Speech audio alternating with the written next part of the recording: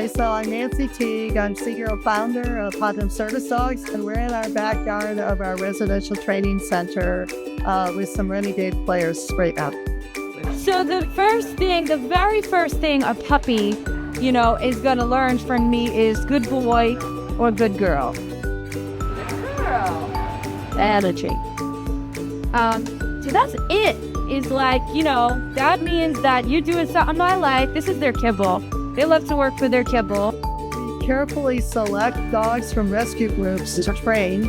We train our dogs an average of 2 years, close to 2,000 hours a dog, and we place them free with people with physical disabilities or veterans with PTSD.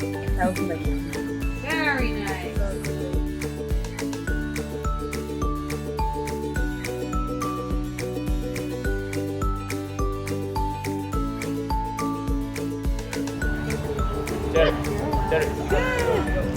We're 501c3 and we're overwhelmed with demand. I have a drawer of applications here. Demand our type of service dog.